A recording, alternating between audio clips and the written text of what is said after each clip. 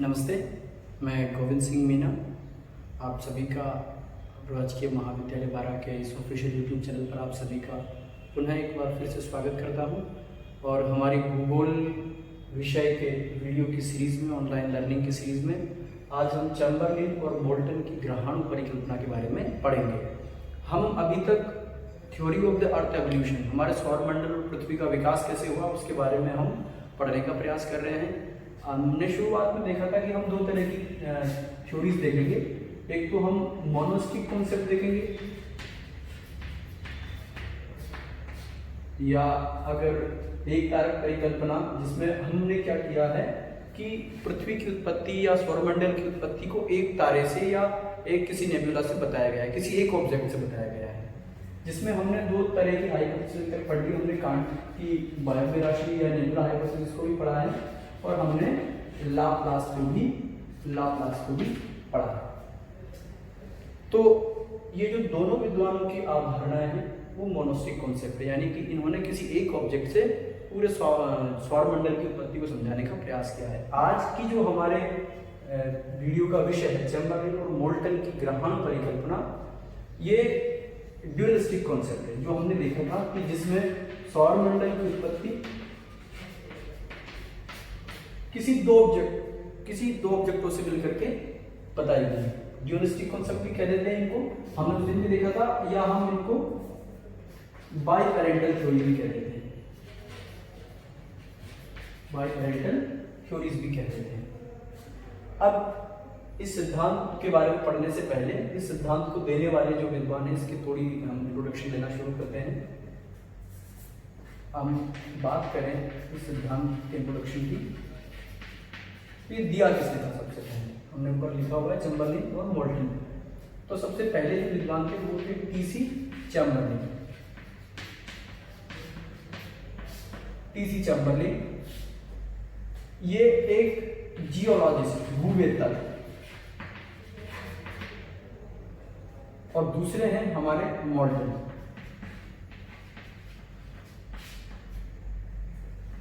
ये हमारे एस्ट्रोनॉमर, खगोलज्ञ, और दोनों विद्वान बिलोंग करते हैं यूएस से। दोनों ने मिलकर के और ग्रहाणु परिकल्पना को सन 1905 में प्रतिपादित किया, 1905। ये तो हमारे सिद्धांत का हो गया इंट्रोडक्शन। अब हम इसकी बॉडी की बात करेंगे, किस तरीके से ये सिद्धांत इन्होंने प्रतिपादित किया उसको समझने का प्रयास करते हैं। कांट और लाप्लास में, जैसा कि हमने शुरुआत में देखा, दोनों ने कहा था कि एक शुरुआती नेबुला से बाद में पूरा सौरमंडल का विस्तार उन्होंने और विकास किस तरीके से वो बताया।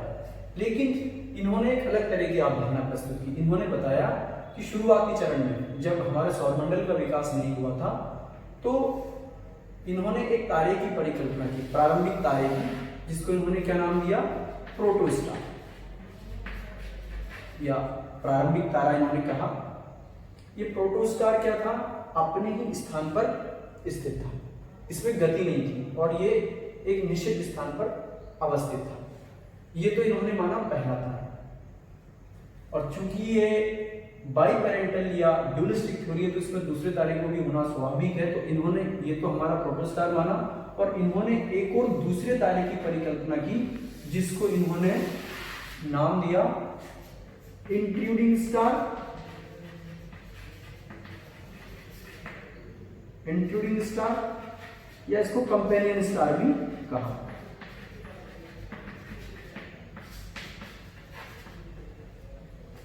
ये और इन दोनों की साइज में बहुत डिफरेंस है, हम देखने का प्रयास, मैंने इसीलिए थोड़ा बड़ा बनाया है।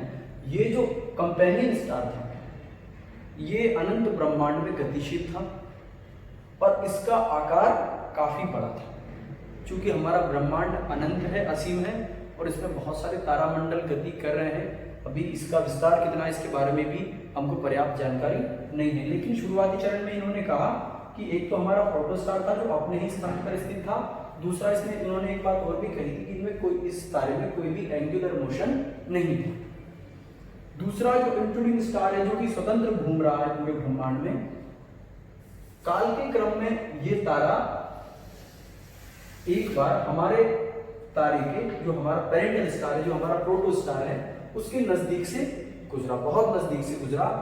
और बहुत नजदीक से गुजरने के कारण क्या हुआ, क्योंकि ये तारा बहुत विशाल था, तारा बहुत विशाल होने के कारण, क्योंकि जो चीज जितनी बड़ी होगी, हम पहले थोड़े समझने का प्रयास कर चुके हैं, पहले भी हमने थोड़ा देखा है कि जिस चीज का मास या द्रव्यमान जितना ज्यादा होगा उसके गुरुत्वाकर्षण की क्षमता भी उतनी ही ज्यादा होगी। तो चूंकि ये कंपेनियन स्टार बहुत बड़ा है और जब ये हमारे प्रोटोस्टार के नजदीक से गुजरा तो इसके गुरुत्वाकर्षण के प्रभाव से इस प्रोटोस्टार में से बड़ी मात्रा में मटेरियल बाहर की ओर निकला। असंख्य कण से बाहर की ओर प्रोटोस्टार से हमारे निकले। जो कण प्रोटोस्टार के ज्यादा नजदीक थे, इस तरीके से हम इसको एक छोटे से डायग्राम के जैसे मान के चलो कि ये बड़ा तारा है, ये अपना पथ का अनुसरण करते हुए किसी दूसरे तारे के नजदीक से निकला, तो इस तारे में से बड़ी मात्रा में मास बाहर खिंच गया। किसके चलते? इस बड़े तारे के प्रभाव के चलते। और ये टकराया नहीं, बिल्कुल अपने पथ से निकल गया, लेकिन बहुत नजदीक से गुजरा। इस कारण क्या हुआ कि असंख्य कण, असंख्य टुकड़े हमारे प्रोटोस्टार से बाहर की ओर निकले। जो नजदीक वाले टुकड़े थे प्रोटोस्टार के वो बड़े थे, जबकि जो दूर वाले टुकड़े थे वो छोटे थे। इस तरीके से इनफाइनाइट पार्टिकल्स बाहर की ओर निकले। इन्हीं को ही चैम्बरलेन और मोल्टन ने क्या कहा? ग्रहाणु या प्लैनेटिज्म कहा।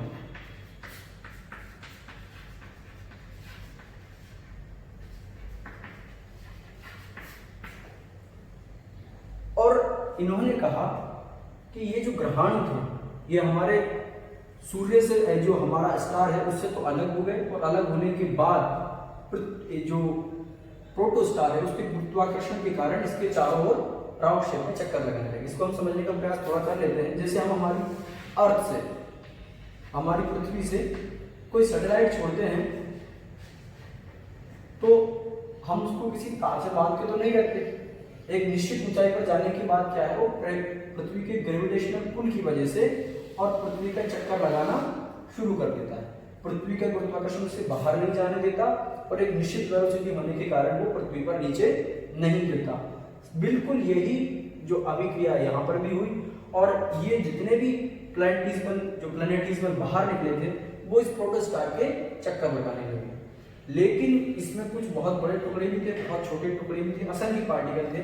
धीरे धीरे इन टुकड़ों में भी गुरुत्वाकर्षण बल की वजह से, आपसी बल की वजह से ये टुकड़े क्या हुए, आपस में इन्होंने संघनित होना शुरू कर दिया इस तरीके से। और टुकड़े जुड़ करके ये आपस में जितने भी ग्रहाणु थे ये जुड़ करके 9 प्लैनेट्स के रूप में इकट्ठा हो गए। अलग अलग 9 प्लैनेट्स इन ग्रहाणुओं से मिलकर के बने। और इन टुकड़ों का जो अवशिष्ट भाग है, 9 प्लैनेट और हमारे जितने भी सैटेलाइट्स, जितने भी हमारे उपग्रह हैं, 9 ग्रहों के जितने भी उपग्रह हैं, वो इन ग्रहाणुओं के परस्पर मिलकर जुड़ने से बनते चले गए। और इसका जो डेब्रिस, जो कचरा बच गया, जो कुछ ऐसे कण थे जो कहीं नहीं जुड़ पाए या किसी प्लेनेट के निर्माण में अपना योगदान नहीं दे पाए, आज जो हमारा मंगल ग्रह जो है, मंगल और बृहस्पति के मध्य, मार्स और जुपिटर के मध्य बहुत बड़ी मात्रा में एक बेल्ट है जिसमें असंख्य छोटे छोटे टुकड़े चारों ओर चक्कर लगा रहे हैं, जिसको हम एस्टेरॉइड बेल्ट भी कह देते हैं।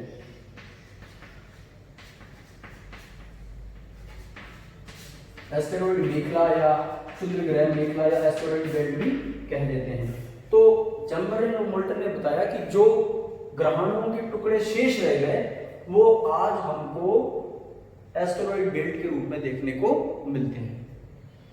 तो ये इनके सिद्धांत की रूपरेखा थी। इन्होंने बताया किस तरीके से, हम इसको पुनः एक बार समझने का प्रयास करते हैं कि प्रारंभ में एक प्रोटोस्टार था, उसके नजदीक से कोई स्वतंत्र रूप से घूमता हुआ कोई तारा आया जो द्रव्यमान में हमारे प्रोटोस्टार से बहुत बड़ा था, बहुत भारी था, और वो हमारे ग्रह, जो हमारा तारा था, उसके बहुत नजदीक से गुजरा।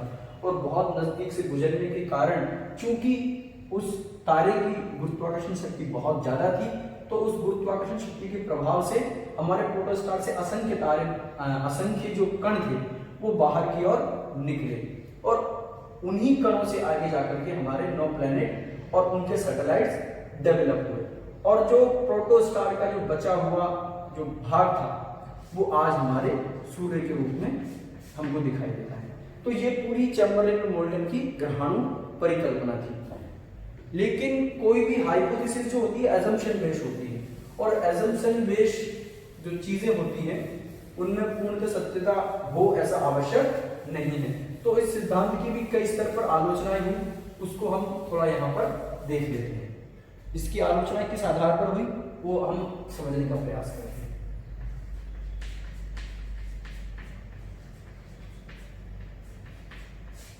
क्या क्या आलोचनाएं हुई? सबसे पहली बात कि इन्होंने विद्वानों ने कहा कि चलो बाकी सब ठीक है, लेकिन इन ग्रहाणुओं से जब असंख्य ग्रहाणु निकले हैं हमारे प्रोटोस्टार से, तो केवल 9 ही ग्रह क्यों बने, इससे कम या ज्यादा क्यों नहीं? क्या कारण था कि केवल 9 ही ग्रह बन पाए? इस चीज को समझाने में चैम्बरलेन और मोल्टन सफल नहीं हुए। दूसरा कारण कोणीय गति या एंगुलर मोशन।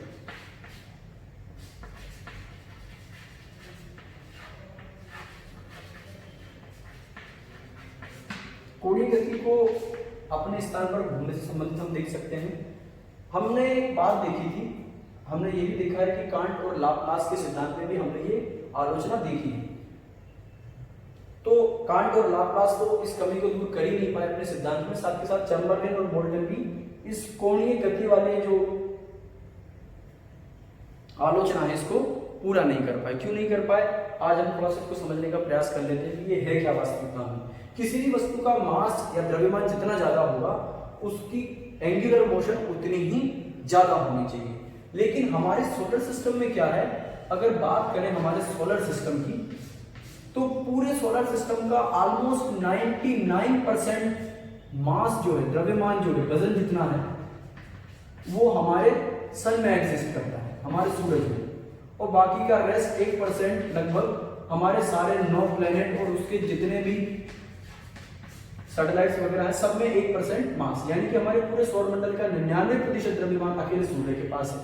लेकिन इतना होने के बाद भी अगर हम एंगुलर मोशन की बात करें तो हमारे सौरमंडल में जो 98% जो लगभग मोशन है, एंगुलर मोशन है, वो हमारे प्लैनेट्स और उनके सैटेलाइट के पास है, जबकि मात्र लगभग 2% ही मोशन हमारे सन के पास है। तो क्या सर्वाधिक वेट होने के बाद भी, सर्वाधिक मास होने के बाद भी एंगुलर मोशन सूर्य का सबसे कम क्यों है, और इनका द्रव्यमान सूर्य के मुकाबले नगण्य होने के बाद भी इतने ज्यादा एंगुलर मोशन हमारे प्लैनेट्स और सैटेलाइट्स में क्यों है, इसको समझाने में ये चैम्बरलेन और मोल्टन भी नहीं समझा पाए कि किस तरीके से ये फिनोमेना काम कर रहा है।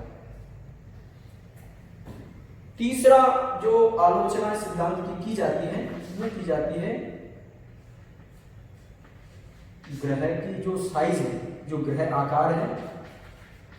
पहले इसको समझ लेते हैं। ग्रह आकार क्या है कि जब इन्होंने कहा कि ग्रहाणु आपस में एक दूसरे से जुड़े, और जब ग्रहाणु आपस में जुड़े तो उनका आकार आड़ा तिरछा, जैसे हमारे धूमकेतु होते हैं या हमारे कई एस्टेरॉइड्स होते हैं जो बिल्कुल गोल नहीं होते, लंबे या आड़े तिरछे कई तरह के आकार के होते हैं। तो क्या कारण हुआ कि हमारे जो ग्रह हैं, सारे के सारे जो 9 ग्रह हैं वो गोल हैं, जबकि जो ग्रहाणु है वो आपस में जुड़े होंगे तो अलग अलग तरह की आकृति उन सबसे बनी होगी। लेकिन क्या कारण है कि पूरे ग्रहाणु मिलकर के गोल ग्रह के रूप में परिवर्तित हुए, इसको समझाने में भी चैम्बरलेन और मोल्टन सफल नहीं हुए।